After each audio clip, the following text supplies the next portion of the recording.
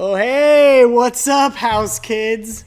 Eric here. Today is Saturday, October 24th. Now, if you noticed last week that there wasn't a lesson, there wasn't a video or anything, you are actually correct. That wasn't even on purpose. Micah and I actually filmed the video for last week's lesson,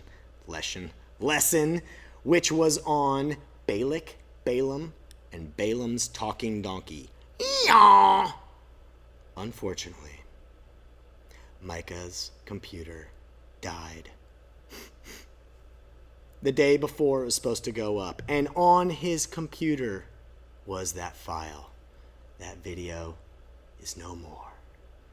Just like Moses and today's story. Today's story is Moses' farewell. And this is the part in history where Moses passes away. Right? So let's get into it. But before I do that, actually, let me mention that in the description below is a link to a folder which has all the normal stuff. You're going to have the coloring sheet for this week, any templates for the craft that Robin has for you guys to do.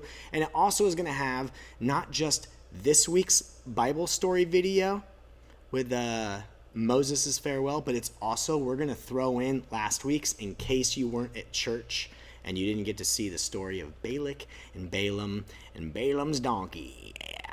So you'll have both of those down in there. But let's get to this week. All right.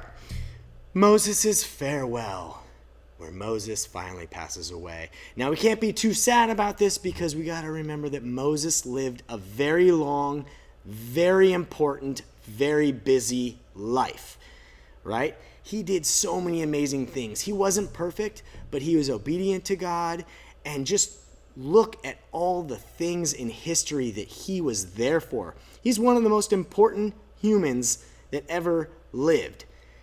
He ended up rescuing the Israelites, if we remember, from Egypt and the Egyptians, ended up going through the Red Sea with them, wandered out in the wilderness for a long time, all the way to the Promised Land.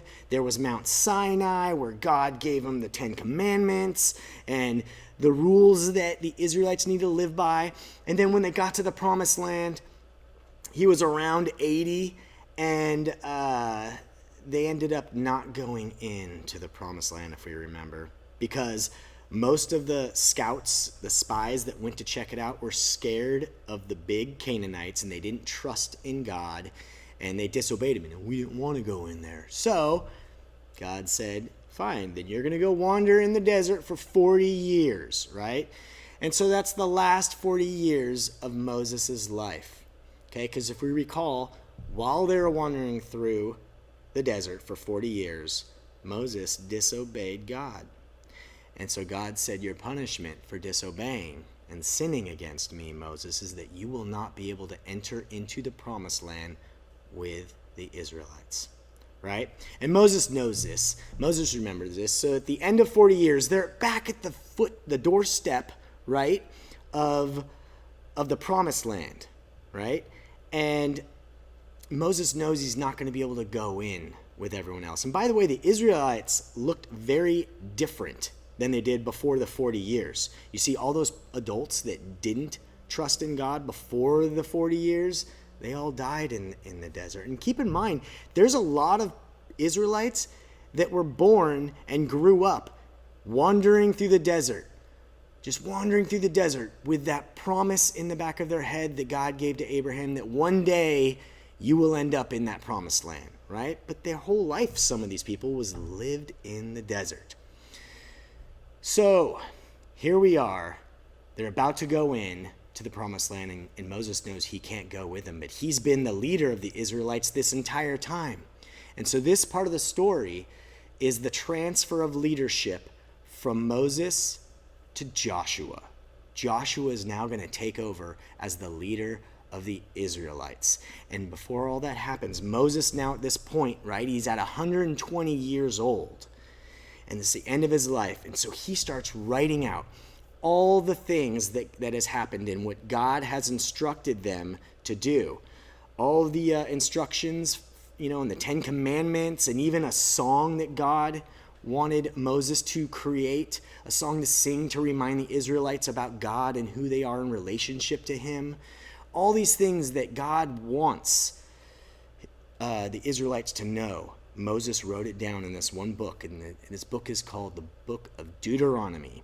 And this part of the story is actually the end of Deuteronomy. If you go to chapters 31 through 34, that's this part of history where Moses is writing all this out, the important things that the Israelites need to remember in this book, and handing his leadership along with that over to Joshua and the priests. He gives this holy book over to the priests and says, you need to keep this and remember who God is in relationship to you. And then Moses talks to Joshua, and he says, Joshua, you can do this. Be strong. Be courageous. Remember that God is there with you always. He's going to go in front of you, and he's going to help you to defeat your enemies. Don't have fear. Don't be afraid. And always remember that God is there.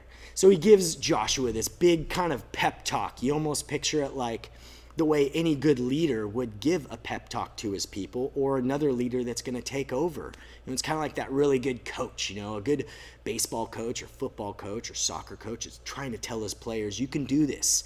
Be strong and courageous, and he wants them to succeed. So he gives this pep talk to Joshua, right? And he tells him to be strong and courageous and all these things.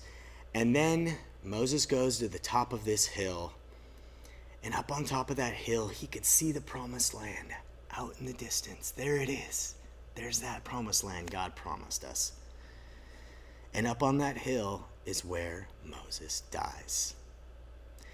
So he dies right there looking out at the promised land that he knows he's not able to go into, but he knows that he's leaving it in good hands with Joshua, and that Joshua will lead them into the promised land.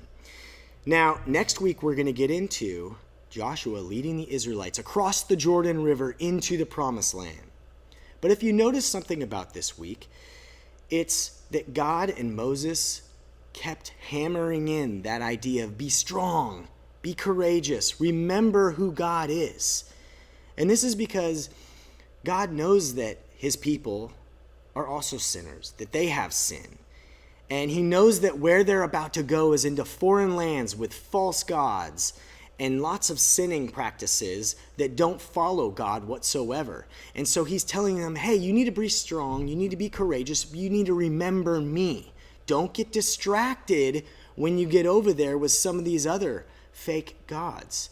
Remember who I am, right? And that's a message he gave to them, because even though it's God's chosen people, he needs them to be strong and courageous and remember who he is, right? And that's why it's important for us to read the Bible so that we can always remember. It's easy to get distracted in this world with other things that aren't about God. And so it's important for us to read our Bibles so that we can remember who God is, because that is the ultimate truth, right? That's this story. It's a great story. Again, next week we get into crossing the Jordan River. All right, let's check out your cool printouts. You got this coloring sheet, right? Check it out. Moses reminded the people to keep God's covenant, right? There's Moses. He's telling all the people, hey, enjoy the promised land. And look at Robin's cool craft this week. This is really cool. And this pays homage and honor to the man who Moses was. Look at this. It's Moses. So there's the 5 letters of Moses' name, right? M. M is for Mount Horeb. God talked to Moses from a burning bush. O is for obeyed, right? Because Moses obeyed God when he told Moses to return to Egypt, and God sent the 10 plagues. There's S for Mount Sinai. E is for Egypt. And S is for snake, right? So Moses had so many important things that happened in history that the world is different now because of Moses and his obedience to God. So that's this. You'll be able to find the template down below, also in the description. I hope you guys are doing well, and I will see you next week. Farewell.